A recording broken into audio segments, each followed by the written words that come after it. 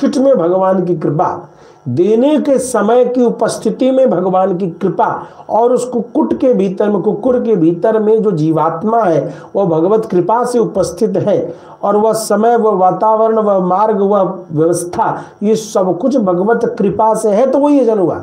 सिर्फ कुत्ता को मैं बिस्किट दे रहा हूं, मैं बिस्किट बाजार से ला के दे रहा हूं, इस भाव में वो यज्ञोगे सेवायाम कह देने से कार्य नहीं चलेगा।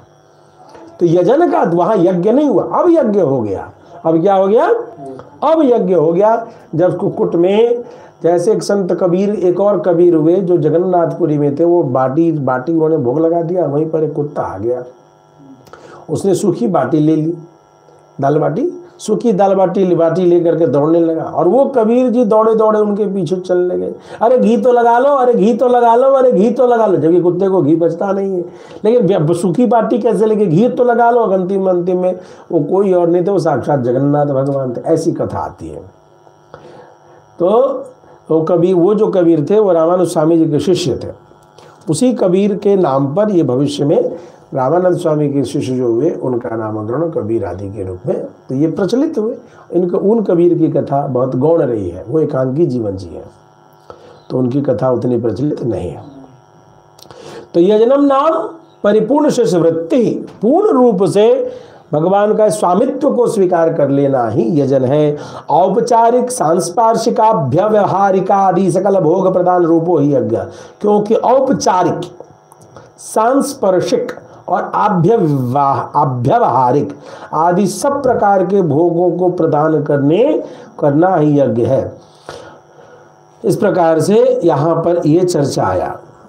आदर सत्कार आदि उपचार के द्वारा जिनसे सुख मिलता है उन पदार्थों का नाम औपचारिक है। जैसे जल, चाय, थोड़ा सा नाश्ता, ये सब जो दिया, इसके आद पुष्प का जो व्यवहार है, फूल देते हैं ना, गलीचा बिछाते हैं, गलीचा तो कोई खाता नहीं है, इस गलीचे को देने का व्यवहार, कुर्सी, आसन, बैठिए, ये क्या हो गया? औपचारिक व्यवहार हो गया। ठीक है।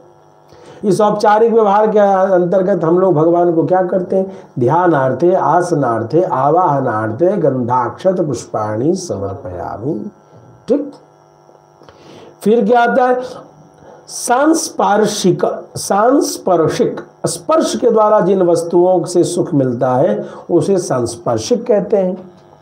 अर्थात वस्त्र देते हैं भगवान को, वस्त्र किसी आए गए ब्राह्मण को देते हैं, तो वस्त्र अच्छा रहेगा तो उसको पहन करके उसको प्रिय लगता है, तो ये सांस्पर्शिक समर्पण हुआ।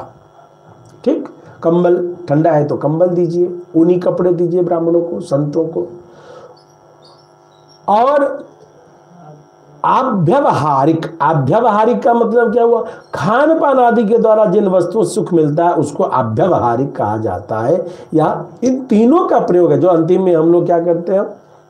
भोग नैवेद्य आदि लगाते। तो पूजा के क्रम को भी यदि हम षोडशोपचार के क्रम को बांटेंगे तो पहले क्या दिखता? औपचारिक पूजा दिखता, ध्यानार्थे, आवाहनार्थे, आसनार्थे गंधाक्षत पुष्पाणि समर्पयामि। फिर है पादयो पाद्यम हस्तयो अर्घ्यम मुखे आचमनीयम आदि। अर्थात यह क्या हो गया? सांस्पर्शिक, जल दिया, पंचामृत दिया, वस्त्र दिया, यज्ञोपवीत दिया, ये अबीर, गुलाल, हल्दी, ये जितना आ रहा है ये सभी स्पर्श के माध्यम से समर्पित किया जा रहा है। ठीक।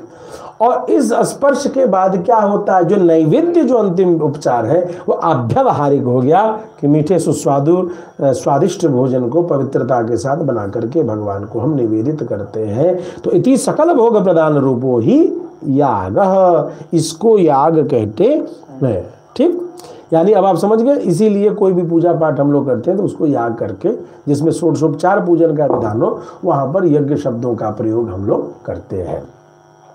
यथा मदनुभव जनित निरवधिक अतिशय प्रीति कारित मदयजन परो भवसी तथात्मना भव इत्युक्तम भवति।